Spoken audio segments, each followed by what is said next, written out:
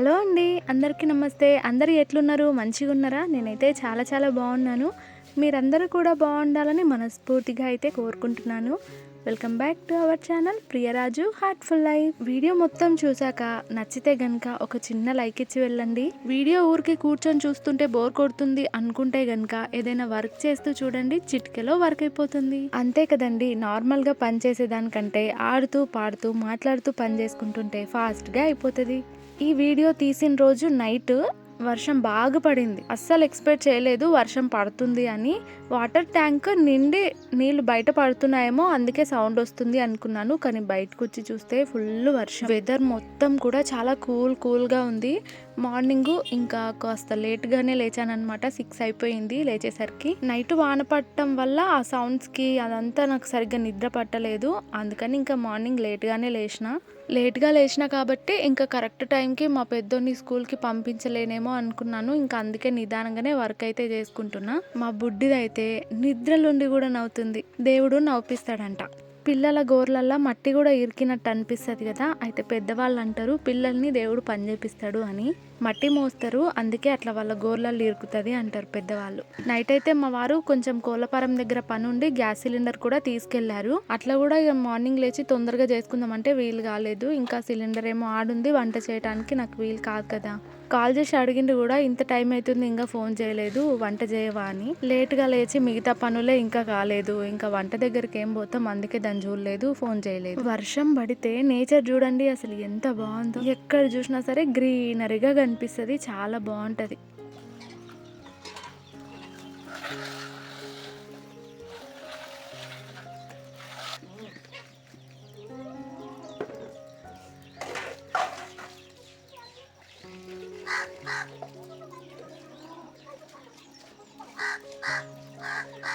ఒక్కసారి లేట్ అయ్యి మా పెద్దోడిని ఇంకా స్కూల్కి ఏం వద్దులే అనుకున్నప్పుడు కొంచెం నిదానంగానే పనులు చేసుకుంటాను. వాడిని స్కూల్కి పంపించకుండా ఉన్నంతసేపు ఏమనిపించదు.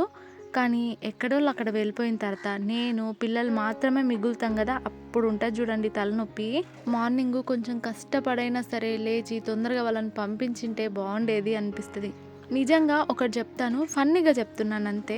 చాలా వరకు అమ్మలు పిల్లలు చదువుకుంటారని ఏమో కానీ అమ్మలకి కొంచెం రెస్ట్ దొరుకుతుందని స్కూల్కి పంపిస్తారు. ఒప్పుకుంటారా? నేను వాయిస్ ఇచ్చేటప్పుడు ఇట్లా చుట్టూ వాతావరణంని చూస్తే అసలు ఏం మాట్లాడాలనిపించదు. డైరెక్ట్ ఆడియో అట్లనే ఉంచాలనిపిస్తుంది సౌండ్ని. ఎందుకంటే ఆ గిన్నెలు తోమే సౌండ్ కానీ, చుట్టూ నేచర్ సౌండ్ కానీ, పక్షులు అదంతా అరుస్తుంటే బాగుంటుంది. ఒక్కరోజు పాలు గరం పెట్టి చాయ్ పెట్టుకుంటే ఇట్లుంది పోయి పరిస్థితి. నేనేమో పొంగకూడదు అని చూస్తూ ఉంటా, కానీ వాళ్ళు పెట్టుకునే ఒక్కసారైనా సరే ఖచ్చితంగా పొంగిస్తారు. ఈ రోజు అయితే దోశలు చేద్దామని నిన్ననే బ్యాటర్ అయితే కలిపి పెట్టుకున్నా. పిండి అయితే మంచిగా పొంగింది. ఇంకా ఇప్పుడైతే దోశలు వేసుకోవాలి. నాకు ఒక డౌటు, పిండి చలికాలంలో బాగా పొంగుతుందా లేకుంటే ఎండాకాలంలో? వంట చేసేటప్పుడు స్టవ్ చుట్టూ అన్నం మెతుకులు, కర్రీస్ పడ్డవి, చాయ్వి అవి ఇవి ఉన్నాయనుకోండి, వంట చేయాలనిపించదు. అందుకే ఫస్ట్ నీట్గా చేసేసుకొని ఆ తర్వాత వంట స్టార్ట్ చేస్తాను. పెద్దోని స్కూల్కి పంపించు, నేను కూడా హెల్ప్ చేస్తా అన్నట్టు ఆయన కూడా హెల్ప్ చేసిండు. ఆయన కూడా లేట్ అయిపోయింది. 7 కలగా కోళ్ళపారం నుంచి ఇంటికి వచ్చిండు. ఇంకా పని ఉందంట అక్కడ. కాకపోతే ఇంటికి వచ్చి బ్రష్ చేసుకొని పాలు తాగి మళ్ళీ వెళ్తారనమాట. ఒక డైలాగ్ ఉంటుంది చూడండి, అన్న రూల్స్ పెడతాడు కానీ పాటించడు అని. సేమ్ అది మా ఆయనకు వర్తిస్తుంది. మా ఆయన గారు ప్రతి దాంట్లో రూల్స్ పెడతాడు కానీ పాటించడు. పిండి అయితే ఇప్పుడు పిల్లల కాడికి వేయటానికి కొంచెం పిండి పక్కకు తీసుకొని కలిపి పెడుతున్నా. ఇంకా మాకైతే మేము తర్వాత వేసుకుంటాం. ఒక సైడ్ ఏమో దోశకు పెట్టేసిన, ఇంకో సైడ్ ఏమో చట్నీ చేయాలి కదా, ఇంకా వాటి కోసం పల్లీలను అయితే వేయిస్తున్నాను. ఈ నెలలా మాకు ఒక చిన్న ప్రోగ్రామ్ ఉంటుంది బయటకు వెళ్ళేది. కోళ్ళు ఉన్నాయి కాబట్టి ఎట్లా ప్లాన్ చేసుకోవాలనో ఏమో అర్థమైతలేదు, కానీ ఖచ్చితంగా ప్లాన్ చేసుకోవాలి, తప్పదు. ఈ నెలలో మేము వడిబియ్యం పోసుకోవాలి. అంటే మా పెద్దోని పుట్టినప్పుడు పోసుకున్నా, ఆ తర్వాత మా చిన్నోడు పుట్టినప్పుడు పోసుకోలేదు. 5 ఏళ్ళు దాటక ముందే పోసుకోవాలంట. ఇప్పుడు వాడికి 4th అంటే ఎల్లుండి బర్త్డే. వాడికి 9 months ఉన్నప్పుడు బియ్యం పోసుకున్నా, ఇంకా మళ్ళీ పోసుకోలేదు. ఇంకా 5 years దాటిపోతుంది అనమాట.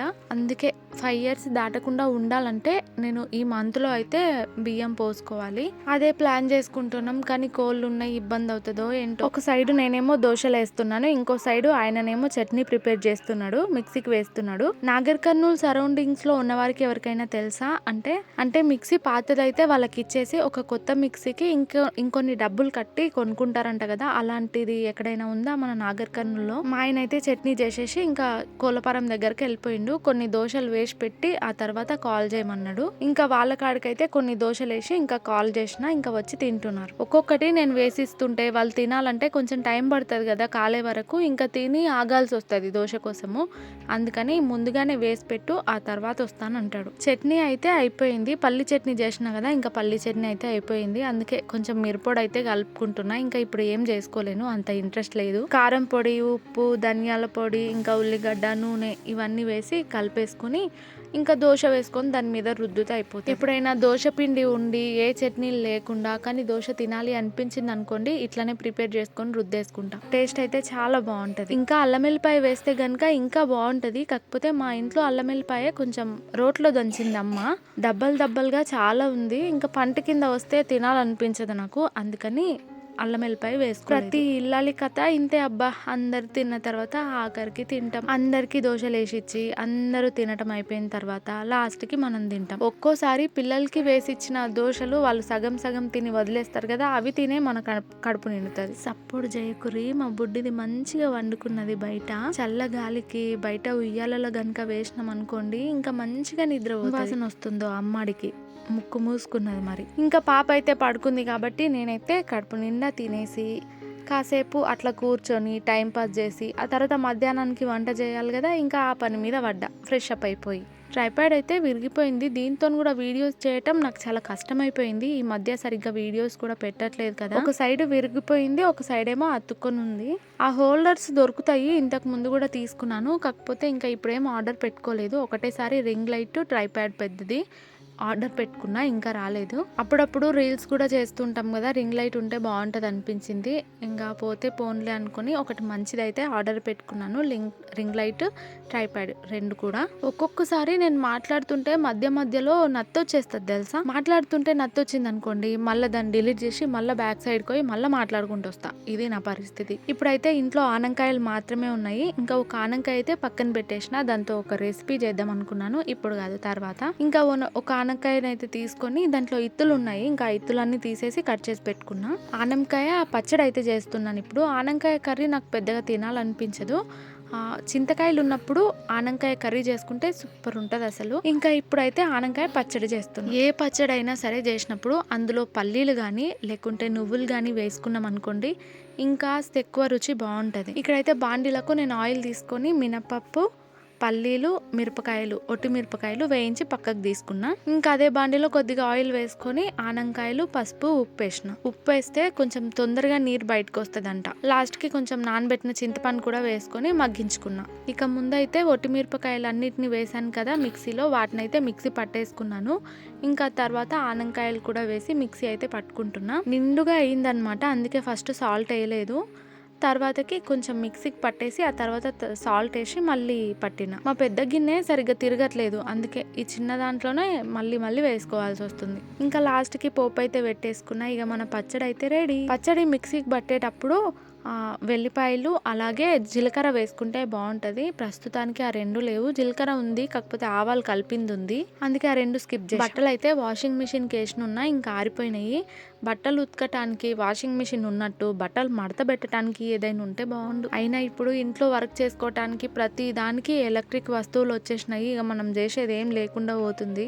అందుకేమో అదో ప్రాబ్లం ఇదో ప్రాబ్లం అంటూ లేనిపోని ప్రాబ్లమ్స్ అన్ని తెచ్చుకుంటున్నాం మనం. అయితే కానీ బట్టలు మడత పెట్టడానికి ఏదైనా ఉంటే బాగుండు. ఇంకా ఇక్కడైతే చెట్లకు నీళ్ళు పోస్తున్నా. వీటన్నింటినీ కొంచెం కేర్ తీసుకోవాలి. ఏంటంటే మట్టి మొత్తం గట్టిగా అయిపోయింది. నేను వాటర్ కనుక వేసినాను అనుకోండి, మట్టి అనేది అబ్జర్వ్ చేసుకుంటలేదు, డైరెక్ట్గా కిందికి వచ్చేస్తున్నాయి వాటర్. నేను ఎన్ని పోసినా సరే ఫాస్ట్గా కిందికి వెళ్ళిపోతున్నాయి. మట్టి అనేది పీల్చుకోవట్లేదు, గట్టి పడిపోయింది. కాబట్టి వీటి మీద కొంచెం కేర్ ఎక్కువ తీసుకోవాలి. ఇంతకు ముందు వీడియోలో కూడా చెప్పినా కానీ మర్చిపోయినా, దీని పనే పట్టించుకుంటలేను నేను. ఇక్కడ సైడ్ పెద్దది ఒక చెట్టు ఉంది కదా బకెట్లో, అది కూడా నేను తీసి ఒక 2 బకెట్లలో పెడదాం అనుకుంటున్నా.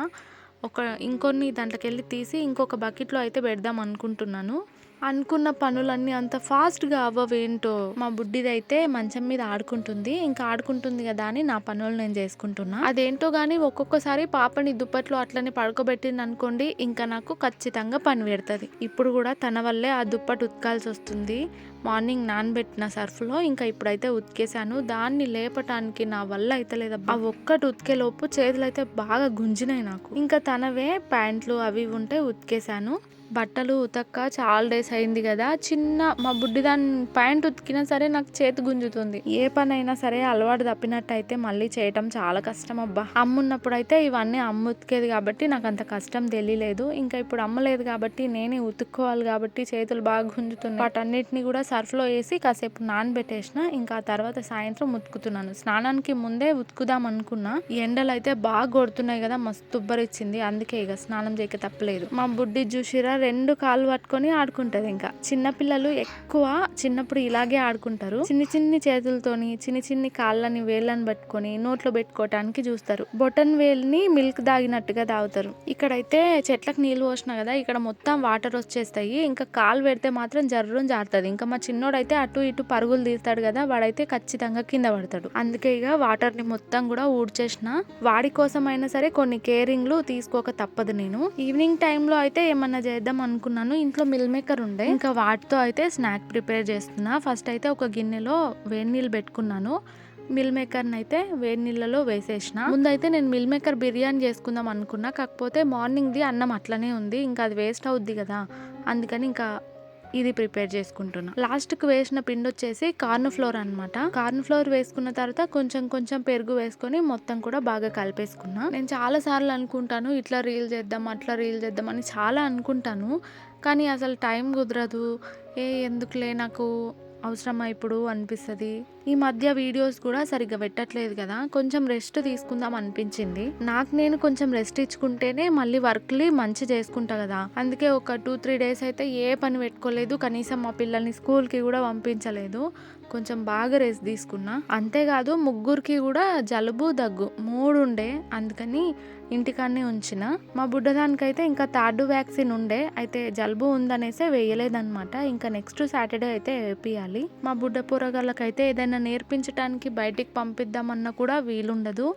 ఎందుకంటే విలేజ్ నుంచి పంపించడం అంటే కష్టమే కదా, లోకల్ అంటే కనుక ఏం కాదు, కానీ విలేజ్ నుంచి అంటే కష్టం. టీవీలో అయితే పాట పెట్టుకొని ఇక అందులో ఎట్లా డ్యాన్స్ చేస్తారో అన్నదమ్ములు ఇద్దరు అట్లా డ్యాన్స్ చేస్తారు. నేనైతే స్నాక్స్ ప్రిపేర్ చేస్తున్నా కదా, పాప కొంచెం కుయ్యమంటుంటే ఇంకా వాళ్ళ డాడీ అయితే ఎత్తుకున్నాడు. మా ఊళ్ళో అయితే డ్యాన్స్ మామూలుగా లేదుగా. వేడి నీళ్ళలో వేసాను కదా, డైరెక్ట్ తీయాలంటే కొంచెం చేతులు కాలుతాయి కాబట్టి వేడి నీళ్ళు వంపేసి మళ్ళీ చల్లనీళ్ళు పోసిన. ఇంకా తర్వాత నీళ్లు పిండుకుంటూ వేసాను అనమాట. వీటన్నింటిని కూడా కొంచెం కారం బాగా కలిసేలాగా కలుపుకున్నాను. కాసేపు డీప్ ఫ్రిడ్జ్ లో అయితే పెట్టేసిన. వెంటనే వేస్తే కారం గిట్లా మొత్తం విడిపోయినట్టు అవుతుందేమో అన్నట్టు కాసేపు ఫ్రిడ్జ్ లో పెట్టిన. ఇంకా తర్వాత నూనెలో అయితే వేయించు. వంటలు కూడా చాలా సార్లు ఇది చేద్దాం అది చేద్దాం అని ఎన్నో అనుకుంటాను, కానీ అంత ఐడియా ఉండదు తెలుసా. పెద్ద ప్రాసెస్లు ఉన్నవైతే అబ్బా ఇంత ప్రాసెస్ అవసరమా అనిపిస్తుంది. మిల్ మేకర్ కర్రీ కానివ్వండి, బిర్యానీ కానివ్వండి, ఏదైనా సరే మిల్ మేకర్ నా ఫేవరెట్ అనమాట. కొంతమంది ఏమో వెయిట్ లాస్కి మిల్ మేకర్ అనేది బాగా ఉపయోగపడుతుంది, తినాలి అంటారు. కొంతమంది ఏమో థైరాయిడ్ ఉన్న వాళ్ళు మిల్ మేకర్ తినకూడదు అంటారు. నిజమో కాదో కానీ ఒకప్పుడు అయితే మ్యారేజ్ అయిన తర్వాత పిల్లలు కాకముందు నేను మొత్తానికే స్కిప్ చేసేసిన, తినలేదు అసలు. పాప పుట్టిన తర్వాత నేను టెస్ట్కి కూడా వెళ్ళలేదు. ఒకసారి వెళ్ళి రావాలి చాలా సార్లు అనుకుంటాను, కానీ వెళ్ళినప్పుడు ఇంకా ఆ పని ఈ పని చేసుకునేసరికి విసుగు వస్తుంది. తర్వాత చేసుకుందాంలే అన్నట్టు ఇంటికి వచ్చేస్తా. అంతేకాకుండా టెస్ట్ చేయించుకోవాలంటే కనుక మార్నింగ్ తొందరగా పోవాలి, తినకుండా తాగకుండా వెళ్ళాలి. అంత వీలు మనకు కాదు. జుట్టు ఎప్పుడు విరబూసుకొని ఉంటావేంటి అని అంటారు కదా, నేను దీని మీద కూడా ఒక రీల్ ప్లాన్ చేసిన. ఎప్పటికి అవద్దో తెలీదు, కానీ కన్ఫామ్గా పెడతా. నా ప్రాబ్లం ఏంటి అనేది పెడతా. మిల్ మేకర్స్ వేయించుకున్న తర్వాత ఇంకా కొద్దిగా కరివేపాకును కూడా వేయించుకున్నాను. నార్మల్ గా కర్రీస్లలో పోపు పెట్టేటప్పుడు కరివేపాకు వేయాలంటేనే భయం, ఇందులో వేసేటప్పుడు కూడా చాలా భయంగా పెట్టినా తెలుసా, ఎక్కడ చిల్లుద్దో అని. కొన్ని మిరపకాయలు కూడా వేయించుకున్నాను, బాగుంటుంది కదా టేస్ట్. సమోసాలకు కానివ్వండి ఇలాంటి వాటికి మనకు సైడ్ కి ఉల్లిగడ్డ మిరపకాయ ఉంటే బాగుంటుంది. ఈ రోజు అయితే ఉల్లిగడ్డను మర్చిపోయినా, అంటే వీటిని వేయించే వరకు పాప కొంచెం స్టార్ట్ చేసింది. ఇంకా వీటిని వేయించి పాపను పడుకోబెట్టాలి. అట్లనే ఇంకా ఆనియన్స్ అయితే కట్ చేయలేదు. మిరపకాయలు వేయించేటప్పుడు కొంచెం మధ్యలో కట్ చేశాను, లేకపోతే చిల్లుద్ది కదా అని. ఇంకా ఆఖరికి చేసేసానబ్బా, బాగున్నాయి, టేస్ట్ అయితే బాగుంది. పైననేమో క్రిస్పీగా కనిపిస్తుంది, లోపటనేమో సాఫ్ట్గా ఉన్నాయి, బాగున్నాయి. చాలా రోజుల నుంచి అనుకుంటున్నాను ఇవి ప్రిపేర్ చేసుకుందామని, ఇప్పటికి కుదిరింది. ఇంకా ఇవి చేయగానే పాపనైతే పడుకోబెట్టాను. ఇంకా తర్వాత అన్నదమ్ములు ఇద్దరు బయట కూర్చొని తింటున్నారు. ఆనంకాయ పచ్చడి చేసిన కదా, ఇంకా మధ్యాహ్నం దాంతోనే తిన్నారు. ఇంకా నైట్కి పెరుగు కావాలంటే పెరుగు తెప్పించిన.